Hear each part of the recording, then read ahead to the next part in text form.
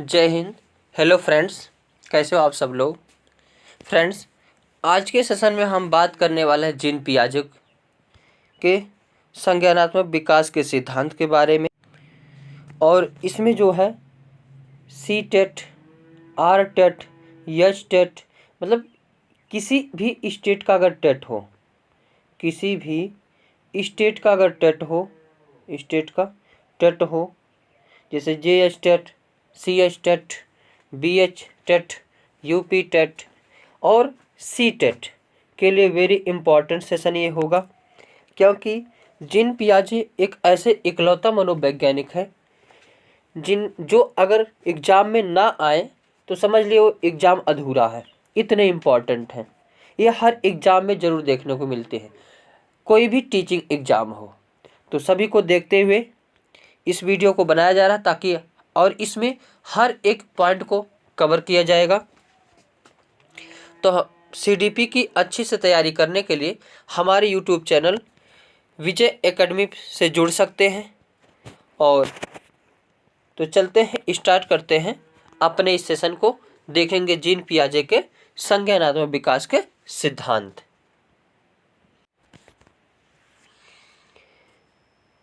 Gene पियाजे, अब इनके हर एक उस पॉइंट को देखेंगे और यहाँ पे जो पीवाईक्यू प्रश्न पूछे गए हैं उसको भी हम लोग देखेंगे। तो चलते हैं, देखते हैं, स्टार्ट करते हैं। जीन पियाजे संज्ञानात्मक विकास का सिद्धांत यानी कॉग्निटिव डेवलपमेंट थ्योरी। एक प्रश्न पूछा जाता है जो है जीन पियाजे किस सिद्धांत के प्रतिपादक हैं, तो संज्ञानात्मक विकास के सिद्धांत का, या संज्ञानात्मक विकास के सिद्धांत का प्रतिपादन किस मनोवैज्ञानिक ने किया है, तो जीन पियाजे महोदय ने। अब देखते हैं जीन पियाजे, एक प्रश्न यहाँ से बनता है कि जीन पियाजे कहाँ के निवासी थे, तो जीन पियाजे स्विट्जरलैंड के मनोवैज्ञानिक थे। एक प्रश्न पूछा जाता है जीन पियाजे कौन है, तो जीन पियाजे एक है मनोवैज्ञानिक है। और जीन पियाजे ने कौन सा सिद्धांत दिए हैं, तो संज्ञानात्मक विकास का सिद्धांत का प्रतिपादन किसने किया है, जीन पियाजे ने किया। अब इन्होंने जो सिद्धांत दिया है किसी पर प्रयोग करके दिए होंगे, तो इस कभी कभी पूछा जाता है इन्होंने किस पर प्रयोग करके इस सिद्धांत का प्रतिपादन किए हैं। तो प्रयोग किस पर किए थे, इन्होंने अपने 3 बच्चों और आसपास के बच्चों पर संज्ञान, ज्ञानात्मक और मानसिक विकास का अध्ययन किया, जिसके बाद जो है इस सिद्धांत का प्रतिपादन किए। इस सिद्धांत को अब बच्चे जिस प्रकार से बड़े होते जाते हैं यानी विकास होता जाता है, उसी हिसाब से मस्तिष्क का विकास होता है। इसलिए इस सिद्धांत को विकासात्मक सिद्धांत या अवस्था का सिद्धांत भी कहा जाता है, क्योंकि बच्चा जिस हिसाब से बढ़ेगा उसी हिसाब से उसके विकास होगा, जिस हिसाब से विकास होगा उसी हिसाब से उसका संज्ञानात्मक विकास होगा। तो और ये जो है बाल्यावस्था, शैशवावस्था, इस अवस्था के अनुसार होता है। तो इसीलिए जो है इसे अवस्था का सिद्धांत या विकासात्मक सिद्धांत भी कहा जाता है।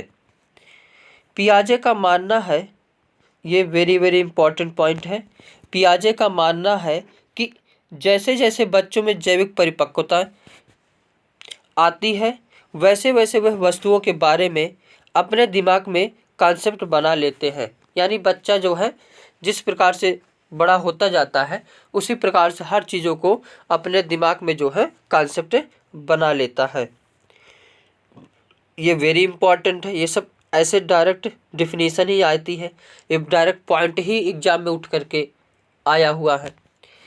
पियाजे के अनुसार विकास पहले होता है फिर अधिगम होता है, जबकि इन्हीं के विपरीत में वाइगोस्की महोदय बोले थे कि पहले जो है अधिगम होता है फिर विकास होता है। आगे इन्होंने एक परिभाषा दी है, बच्चे सक्रिय ज्ञान निर्माता तथा नन्हे वैज्ञानिक हैं जो संसार के बारे में अपने सिद्धांतों की रचना करते हैं। इन्होंने यह बताया कि बच्चे जो है स्वयं में सक्रिय निर्माता होते हैं और एक छोटे अपने आप में एक वैज्ञानिक होते हैं, क्योंकि ये जो अपने संसार के बारे में खुद ही जो है अपने सिद्धांतों की रचना करते हैं। ये डिफिनीशन याद रखना है, बहुत इंपॉर्टेंट है, क्योंकि इन्हीं सब वीडियो से ही पॉजिटिव नेगेटिव टैग वर्ड भी जो है निकलता है। अब किसी भी अपने आसपास के छोटे बच्चों को देखेंगे, वह अपने आप में ऐसा ऐसा भाषा बोलेगा जो आप सोच नहीं सकते हो, ऐसा ऐसा दिमाग लगाएगा जो आप सोच नहीं सकते हो, ऐसा ऐसा जो है ग्रुप में खेल खेलेगा कि आप सोच नहीं सकते हो, ऐसी ऐसी बातें बोल देगा तो कि सोचोगे अरे इसको कौन सिखाया है। तो ये सारी चीज़ें जो है एक व्यवस्थित तरीके से होती है बच्चों में। इसलिए बच्चों को क्या माना जो है जिन प्याजे महोदय क्या माने हैं कि नन्हे वैज्ञानिक। आगे देखते हैं कॉन्सेप्ट ऑफ कॉग्निटिव डेवलपमेंट, यानी कॉग्निटिव डेवलपमेंट के जो कॉन्सेप्ट है उसको देखते हैं। उसको देखने से पहले कुछ पॉइंट को देख लेते हैं। अगर ये पॉइंट समझ में आ गए, इस पॉइंट से भी एक एक नंबर पूछे जाते हैं। कोई भी टीचिंग एग्जाम हो, अगर उठा करके देखेंगे, प्रैक्टिस करेंगे, तो ये जो वर्ड मैं पढ़ा रहा हूँ हर एक वर्ड आपको मिलेगा। अब कॉग्निटिव यानी संज्ञानात्मक विकास को समझने से पहले कुछ वर्ड को देख लेंगे। पहला वर्ड है अनुकूलन। क्या है? अनुकूलन, जिसको इंग्लिश में कहते हैं एडॉप्टेशन। क्या कहते हैं? एडॉप्टेशन। ये कभी कभी इंग्लिश वर्ड ही आजकल एग्जाम में खेल हो रहा है, जो हिंदी वर्ड ना दे करके इंग्लिश वर्ड दे रहे हैं। इसलिए इंग्लिश वर्ड को भी ध्यान देना है। जहाँ जहाँ जो है जहाँ पे लगेगा मुझे ये बताना है, तो वो चीज़ें मैं बताऊंगा, तो उसका इंग्लिश भी आपको याद करना है, क्योंकि आजकल जो है गेम हो रहा है बच्चों के साथ। तो अनुकूलन यानी एडॉप्टेशन, ये क्या होता है? वातावरण के अनुसार अपने आप को ढालना अनुकूलन कहलाता है। इसकी दो प्रक्रिया होती है, यानी जिस वातावरण में हो आप सभी लोग, उसी अनुसार अपने आप को ढाल लेना क्या कहलाता है? अनुकूलन। जैसे सभी बच्चे तो होंगे, बच्चों में कुछ लोग एग्ज़ाम पास नहीं कर पा रहे, कुछ लोग एग्ज़ाम पास कर ले रहे हैं, फिर भी सेलेक्ट नहीं हो रहे हैं, तो वो डिप्रेशन में है, मानसिक तनाव में है, परिवार से ताना जूझ रहे हैं, मम्मी से ताना जूझ रहे हैं, पापा से ताना सुन रहे हैं, भाई से ताना सुन रहे हैं, गांव समाज से ताना सुन रहे हैं, लेकिन वो अपने आप में मस्त हो जा रहे हैं। क्यों? क्योंकि उनको पता है ऐसे सबके साथ होता है।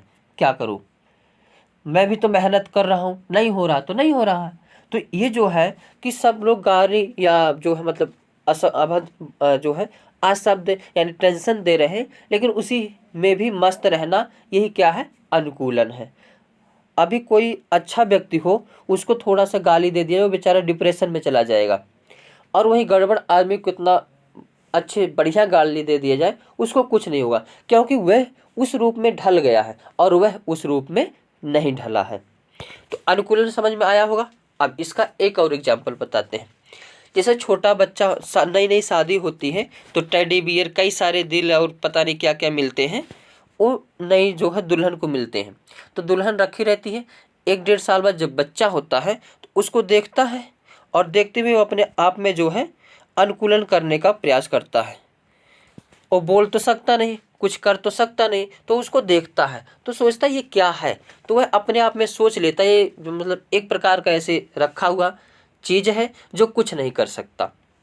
यानी जब बच्चा होता है, इसको कभी कभी गोद में लेकर भी खिलाने लगता है, तो वो क्या है, वो समझ लिया कि केवल ऐसे है, इसको खिलाने वालाने की चीज़ है। आगे अगला शब्द है समायोजन। क्या है? समायोजन। ये सब परिभाषा बहुत इंपॉर्टेंट है। समायोजन क्या होता है? इसको इंग्लिश में कहते हैं एकोमोडेशन। क्या कहते हैं? एकोमोडेशन। इसमें क्या है? पूर्व ज्ञान में परिवर्तन करके वातावरण के साथ तालमेल बिठाना समायोजन कहलाता है। जैसे अब यानी पहले जो तुम्हारे दिमाग में या मस्तिष्क में जो चीज़ें थी, उसमें थोड़ा सा चेंजिंग करके वातावरण के साथ तालमेल बिठा लेना क्या है? समायोजन है। जैसे बच्चे होते हैं, अब पेपर देने गए, पहला पेपर पास हो गया, सब लोग बोले वाह वाह वाह। अब फिर एक बार पेपर देने गया, वहाँ से आगे प्रोसेस में छट गए, तो फिर वो उसको सब लोग बोले एग्ज़ाम पास करके सेलेक्ट नहीं हुआ, तो वहाँ पे थोड़ा सा अपने आप को समायोजन करना कठिन हो जाता है। लेकिन वह जो है पूर्व ज्ञान में थोड़ा सा चेंजिंग करता है, यानी जो चीज़ें आपने सपोर्ट की थी, बड़ाई की थी, उसमें सोचता है ये तो सबके साथ होता है, मेरे साथ भी हुआ, तो उसी अनुसार ढल गया। वही क्या है? समायोजन है। जैसे छोटा बच्चा था और टेडी बियर देखा था, और टेडी बियर कुछ नहीं करता था, तो जान लिया था कि यह कुछ नहीं करता है। लेकिन वह घर में एक कुत्ता देख लिया सफ़ेद सा, और आजकल ये पालतू कुत्ते बहुत आ रहे हैं डिजाइन वाले, तो बच्चा जो है एक कुत्ते को देख लिया। अब कुत्ते को देखकर वह सोचा ये भी कुछ नहीं बोलेगा, लेकिन पकड़ने चला गया। अब पकड़ा तो ये भाग गया, अब वो डर गया। आगे अब तक तो ये बैठा ही रहता था, लेकिन अब जो है भाग क्यों रहा है? तो उसकी मम्मी बताती, बेटा ये जो है टेडी बियर नहीं, ये डॉग है, कुत्ता है। तो वह जो उसका पहले का ज्ञान होता है उसमें परिवर्तन करता है, और वातावरण के साथ जो है तालमेल बिठाता है कि हाँ ऐसे जो है कुत्ते भी होते हैं सफ़ेद कलर के। आगे साम्य धारण या संतुलन, तीसरा पॉइंट क्या है? साम्य धारण या संतुलन। इंग्लिश में कहते हैं इक्विलिब्रेशन। क्या कहते हैं? इक्विलिब्रेशन। इसके द्वारा बच्चा आत्मसातकरण और समायोजन की प्रक्रियाओं के बीच संतुलन कायम करता है। अब जैसे कोई भी चीज़ें होती हैं, अगर सफल हो गए और असफल हो गए, या कई बार असफल हो रहे हैं, तो उसमें सब लोग ताना मारने लगते हैं। तो उस चीज़ में जो है समायोजन को बैठाना, यही जो है समायोजन करने की प्रक्रिया क्या कहलाती है? जो है साम्य धारण या संतुलन कहलाती है। जैसे छोटा बच्चा जो है टेडी बियर देखा था, टेडी बियर देखने के बाद वह कुत्ता देख लिया, तो वह डरने लगा कि जो है टेडी बियर अब तक तो वैसे बैठे रहता था, अब कैसे ये जो है हिलने डोलने लगा। तो उसकी मम्मी समझाई कि बेटा ये कुत्ता है, ये जो है चलता है, भौ भौ बोलता है। तो ये जो इसके बीच में समायोजन करने की जो प्रक्रिया थी, उसी को क्या कहा जाता है? कि जो है साम्य धारण या संतुलन कहलाता है। कि बच्चा समझने लगा कि हाँ टेडी बियर की तरह जो है कुत्ता भी होता है, जो भौ भौ करता है, सफ़ेद रंग का होता है, बोलता है। आगे देखते हैं स्कीम्स। एक पॉइंट है स्कीम्स। स्कीम्स का इंग्लिश भी होता है स्कीम्स। अनुभव या व्यवहार को संगठित करने की ज्ञानात्मक संरचना है। जैसे बच्चा जो है, एक प्रश्न पूछा गया था कि आकाश में पतंग उड़ते हुए बच्चा एक देखता है और बोलता है कि पापा पापा ये देखिए चिड़िया उड़ रही है। इसका मतलब कभी जो है, इसका मतलब ये है कि बच्चा जो है अभी देखा था कि चिड़िया ही उड़ती है। ठीक वैसे ही ये है अनुभव या व्यवहार को संगठित करने की ज्ञानात्मक संरचना क्या कहलाती है? स्कीम्स। जैसे बच्चा बाहर जाता है पापा के साथ घूमने या किसी के साथ, तो बाहर चिड़िया देखता है, तो पापा कहते हैं बेटा वो देखो चिड़िया उड़ रही है, पापा बेटा वो देखो कौवा उड़ रहा है। तो उसी को जो है संगठित कर लेता है, ज्ञानात्मक संरचना कहलाता है। कि हाँ उड़ने वाली चीज़ें क्या होती हैं? चिड़िया होती हैं। काला दिखने वाला चीज़ें कौवा होता है। तो ऐसे वो अपने अंदर जो है ज्ञानात्मक चीज़ें बना लेता है। जो बच्चा होता है उसको देखेंगे वो बड़ा उत्सुकता में रहता है, बड़ा उत्सुक रहता है, हमेशा कुछ ना कुछ पूछता रहता है, हमेशा। एक होता है स्कीमा। क्या होता है? स्कीमा। इंग्लिश में भी कहते हैं स्कीमा। मानव के दिमाग में जो चीज़ पहले से होती है वह उनका प्रयोग करके किसी विषय के प्रति एक धारणा बनाता है। इसी को क्या कहलाता है? स्कीमा। जैसे अभी लड़का जो है देखा था कि चिड़िया उड़ती हैं और कौवा काले रंग का होता है। अब वह अचानक देख लिया कोयल को और बोला पापा पापा वो देखो कौवा बैठा है। तो पापा समझाते हैं बेटा हर उड़ने वाली चीज़ें चिड़िया नहीं होती और हर काली दिखने वाली चीज़ कौवा नहीं होता। तो उन्होंने बताया ये जो है बेटा ये कोयल है और ये कौवा है। फिर उसको तो जानता, अच्छा यानी उड़ती है तो चिड़िया है, लेकिन काला है और कौं कौं बोलता है तो कौवा है। और अगर कोयल भी काली होती है लेकिन वो कौं कौं बोलती है। और वह ऐसे ही तुरंत वो देख लिया था एक कबूतर, तो बोला वो क्या है पापा? तो बोला उसके पापा बोले कि वो बेटा कबूतर है। तो धीरे धीरे वो बना लिया कि जो काले रंग का कोयल भी होती है, काले रंग की कौवा भी होते हैं, और ऐसे कबूतर होती हैं, ऐसे चिड़िया होती हैं। तो जो उसके दिमाग में चीज़ पहले से थी उसका प्रयोग करके उसके प्रति जो है क्या बना लिया, धारणा बना लिया कि हाँ ये ऐसे कोयल होती है, ऐसे कबूतर होते हैं। स्कीमा समझ में आ गया होगा। अब आगे है जीन पियाजे की पुस्तक। इनके पुस्तक का नाम क्या था, बाल विकास का सिद्धांत। पुस्तक का नाम क्या है, बाल विकास की भाषा। सॉरी, एक कई बार पुस्तक पूछी गई है कि जीन पियाजे महोदय की पुस्तक का नाम क्या है, बाल विकास की भाषा। वेरी इंपॉर्टेंट पॉइंट है। आगे देखते हैं। पियाजे के अनुसार संज्ञानात्मक विकास की कितनी जो है 4 अवस्थाएं हैं। वेरी इंपॉर्टेंट, ना जाने कितनी बार ये प्रश्न पूछा गया है कि जीन पियाजे के अनुसार संज्ञानात्मक विकास की कितनी अवस्थाएं होती हैं, तो 4। अब पहले चारों का नाम देख लेते हैं, फिर डिटेल से पढ़ते हैं। पहली अवस्था क्या है, संवेदी पेशी अवस्था, जो 0 से 2 वर्ष तक के बालक में पाई जाती है। दूसरी अवस्था है पूर्व संक्रियात्मक अवस्था, जो 2 से 7 वर्ष के बच्चों बालक में होते हैं। तीसरी अवस्था है मूर्त संक्रियात्मक अवस्था, जो 7 से 11 वर्ष तक के बालकों में पाई जाती है। और अंतिम है औपचारिक संक्रियात्मक अवस्था, जो 11 से 15 वर्ष के ऊपर के बालकों में पाई जाती है। अब एक एक जो है चीज़ें समझते हुए चलते हैं। पहली अवस्था कौन सी है, संवेदी पेशी अवस्था, जो 0 से 2 वर्ष तक के बालकों के अंदर पाई जाती है। और इसको इंग्लिश में क्या कहते हैं, सेंसरी मोटर स्टेज। इंग्लिश भी याद रखना है, हिंदी भी याद रखना है, और कितने वर्ष के बालकों के अंदर ये पाई जाती है वो भी याद रखना है।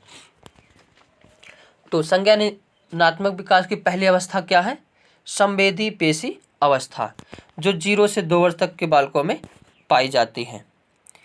इस अवस्था में बच्चा अपने ज्ञानेंद्रियों के माध्यम से सीखता है। यानी जब छोटा बच्चा होता है किसके माध्यम से सीखता है, ज्ञानेंद्रियों। ज्ञानेंद्रियां कितनी होती हैं, 5। आँख, कान, नाक, जीभ और त्वचा। यानी इसी 5 चीज़ों के साथ जो है बच्चा क्या करता है, सीखता है। आँख, कान, नाक, जीभ और त्वचा।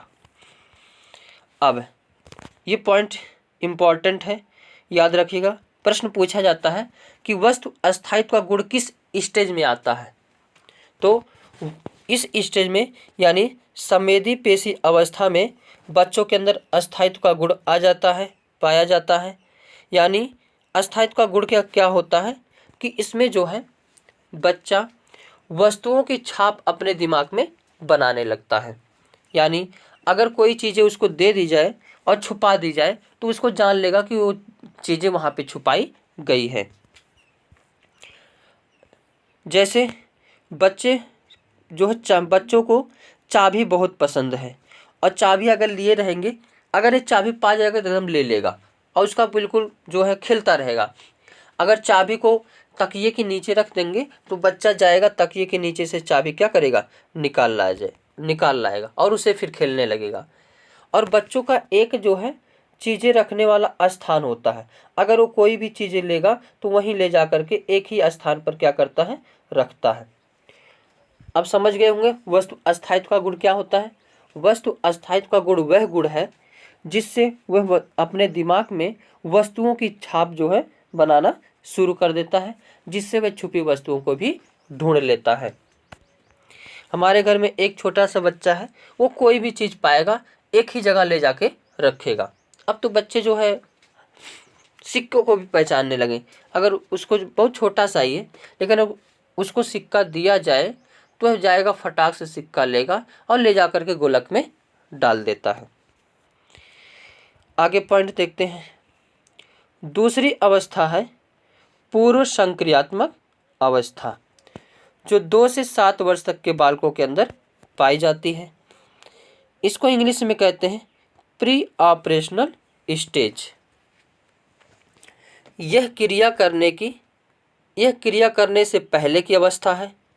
इसमें बच्चा सामने आने वाली चीज़ों को देख पाएगा लेकिन कोई क्रिया नहीं कर पाएगा। तो दूसरी अवस्था क्या है?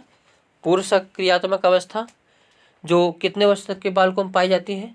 2 से 7 वर्ष में। यह बच्चा हर चीज़ को देख पाएगा लेकिन उस पर कोई क्रिया नहीं कर पाएगा। और इस स्टेज में जो है निम्न गुण पाए जाते हैं। वेरी इंपॉर्टेंट है ये सब पॉइंट, एकदम वेरी इंपॉर्टेंट पॉइंट है। इस सबको एकदम नोट कर लेना है, रट लेना है, याद कर लेना है। पहला गुण क्या पाया जाता है? जीववाद यानी एनिमिज्म। जब बच्चा सजीव और निर्जीव वस्तुओं में अंतर नहीं कर पाता है तो उसे क्या कहा जाता है? जीववाद। जैसे छोटा बालक होता है, अगर गिर जाए, उसे चोट लग जाए, तो जहाँ पर गिरा रहेगा वहाँ पे जा कर के कह दीजिए, अरे धरती में मारी, लो पट पट। ये दीवार तुम्हें ठोका है, लो पट पट। तो बच्चा हंसने लगता है, यानी वो जानता है कि मुझे जैसे मारा है ये जो है, ये इसको भी चोट लग रहा है। जीववाद मतलब समझ गए होंगे कि सजीव और निर्जीव को में अंतर नहीं कर पाता है, यानी सभी चीज़ों में सजीव मानता है। आगे, और थोड़ा सा बड़ा बच्चा हो जाए, फिर अगर कोई जो है गिर जाए, फिर धरती माँ को मारो, वो बोलेगा हमको पागल बना रहे हो कहाँ। आगे अगला गुण पाया जाता है अहम केंद्रित का गुण, यानी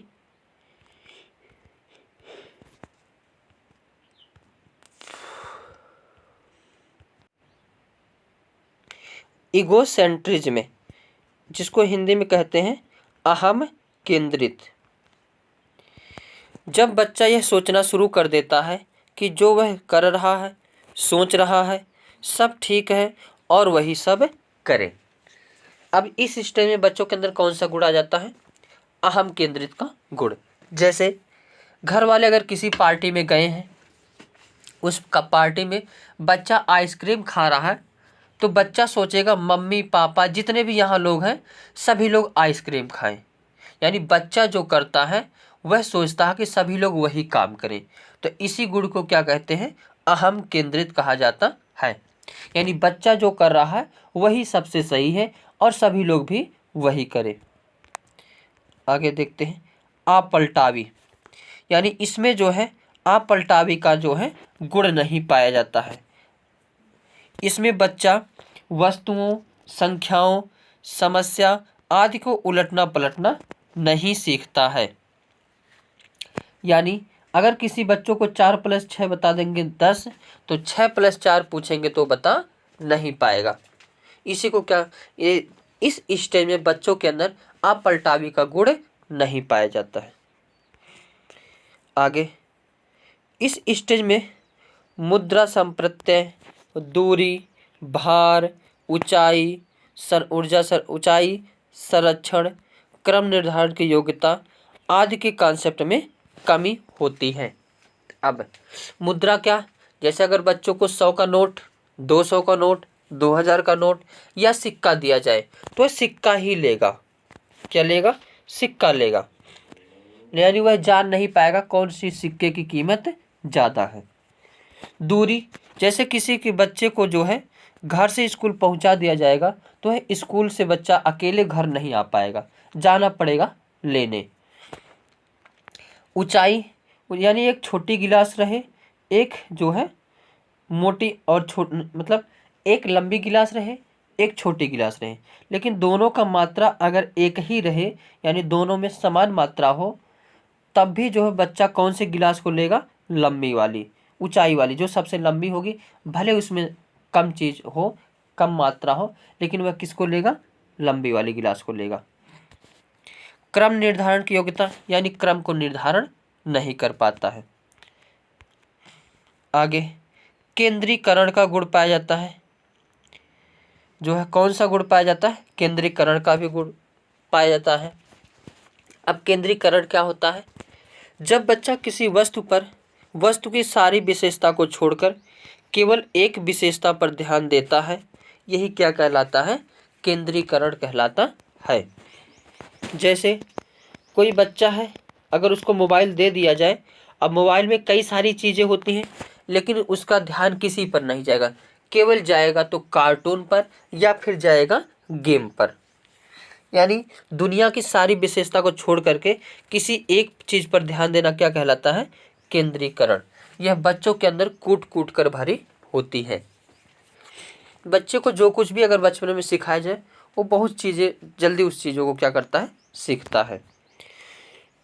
जैसे लड़कियां जो होती हैं कलम लिए रहती हैं, अब कलम से केवल अगर लिखा जा रहा है तो एक ही काम हो रहा है। तो ये जो है केंद्रीकरण समझ गए होंगे। केंद्रीकरण मतलब सारी विशेषता को छोड़कर किसी एक विशेषता पर ध्यान देना क्या कहलाता है? केंद्रीकरण। जो इस स्टेज में जो है केंद्रीकरण का गुण पाया जाता है। आगे देखते हैं। अब तीसरी अवस्था। तीसरी अवस्था जीन पियाजे महोदय के अनुसार क्या है? मूर्त संक्रियात्मक अवस्था। कौन सी है?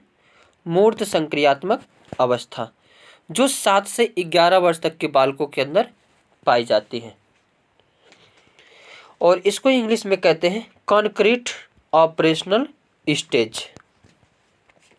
इस अवस्था में बच्चा सामने रखी हुई चीज़ों को देखकर ही कुछ कर सकता है या उन पर चिंतन करना शुरू कर देता है, और इस अवस्था में आपलटावी, जीववाद, मुद्रा, भार, संरक्षण, क्रम निर्धारण की योग्यता आदि का कॉन्सेप्ट क्या का गुण आ जाता है।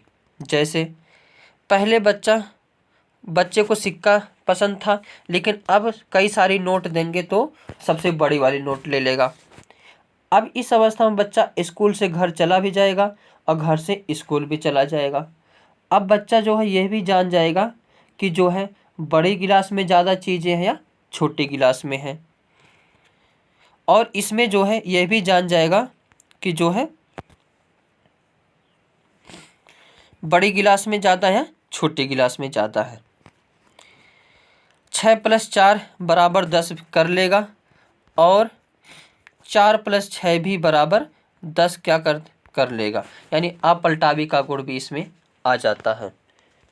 ये वेरी इंपॉर्टेंट है, कई बार प्रश्न पूछा जाता है कि ये सब गुण कब आते हैं, कब नहीं आते हैं।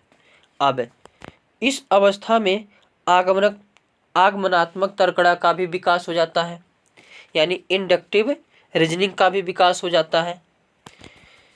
यह क्या होता है? आगमनात्मक तर्कणा क्या होती है? यह भी इसी अवस्था में आता है, यानी जब उदाहरण के ऊपर आधारित होकर तर्क करने लगता है। यानी बच्चा जो कुछ भी सामने चीज़ों को देखेगा उसके बारे में वह तर्क कर सकता है, सोच सकता है, विचार कर सकता है। इसी को क्या कहा जाता है? आगमनात्मक तर्कणा, जो मूर्त संक्रियात्मक अवस्था के बालकों में आ जाता है। आगे चौथी अवस्था है और अंतिम अवस्था है औपचारिक संक्रियात्मक अवस्था, जो 11 से 15 वर्ष तक के बालकों के अंदर पाई जाती है। प्रश्न पूछा जाता है कि जो है जीन पियाजे के संज्ञानात्मक विकास के सिद्धांत में सबसे अंतिम अवस्था कौन सी है? तो औपचारिक संक्रियात्मक अवस्था। सबसे पहली मूर्त संक्रियात्मक अवस्था, दूसरी सबसे पहली संवेदी पेशी अवस्था, दूसरी स्टेज पूर्व संक्रियात्मक अवस्था, तीसरी स्टेज मूर्त संक्रियात्मक अवस्था, और अंतिम या चौथी औपचारिक संक्रियात्मक अवस्था। इंग्लिश में कहते हैं फॉर्मल ऑपरेशनल स्टेज। यह संज्ञान की सर्वोच्च अवस्था है। इसमें बच्चा अमूर्त चिंतन करने लगता है, यानी जो कुछ भी अगर सामने नहीं है उसके बारे में बच्चा इसमें सोच लेता है कि अगर वृक्ष ना हो फिर भी सोचेगा वृक्ष से हमें ऑक्सीजन मिलती है, और हम लोग जो कार्बन डाइऑक्साइड छोड़ते हैं वह पेड़ पौधे ग्रहण करते हैं। इसलिए जीवन के लिए पेड़ पौधे अति आवश्यक हैं। तो औपचारिक संख्यात्मक अवस्था में जो है इसमें जो है निगमनात्मक तर्कणा भी करने लगता है, यानी इसमें बच्चा नियमों के ऊपर तर्क करने लगता है, क्या सही है क्या गलत है, ये सभी जान जाता है। ऑक्सीजन जरूरी है या नहीं, ये भी जान जाता है।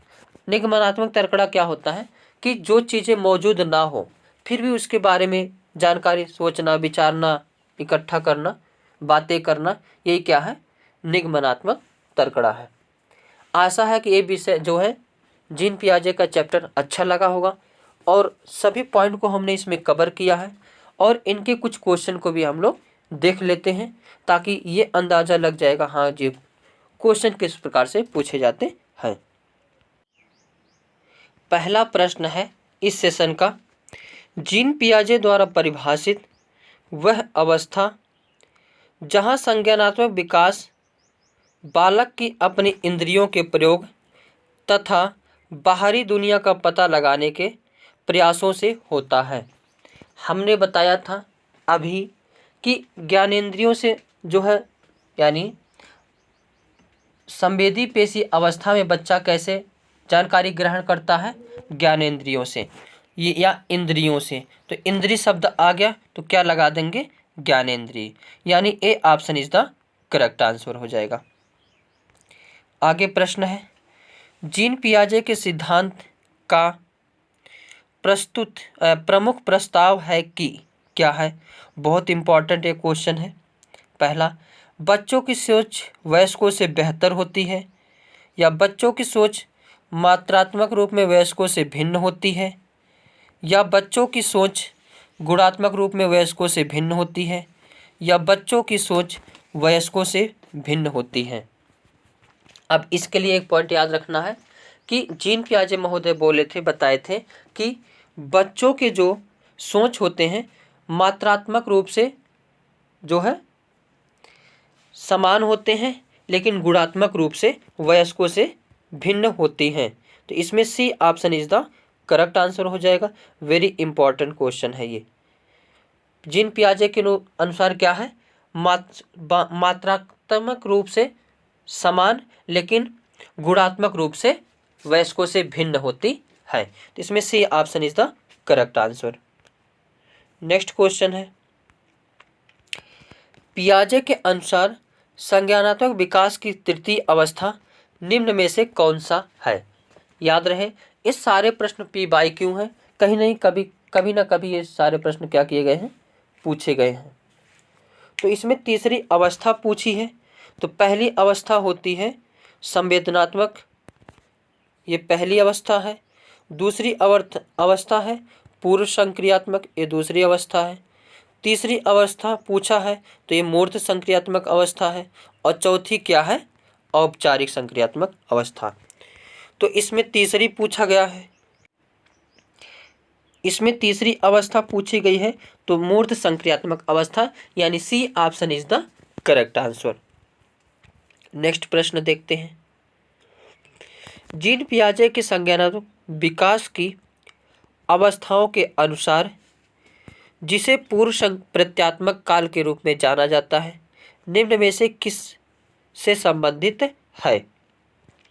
तो पूर्व प्रत्यात्मक काल किसे कहा जाता है, तो किससे संबंधित ये बताना है, इंद्रिय गति अवस्था से, मूर्त संक्रियात्मक अवस्था से या पूर्व संक्रियात्मक अवस्था से या औपचारिक संक्रियात्मक अवस्था से।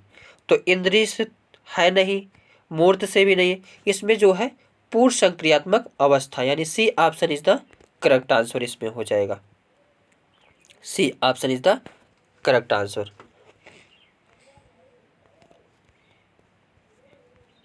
तो आज के सेशन में बस इतना ही। वीडियो अच्छा लगा हो तो लाइक शेयर कमेंट करना ना भूलें। Thank you for watching.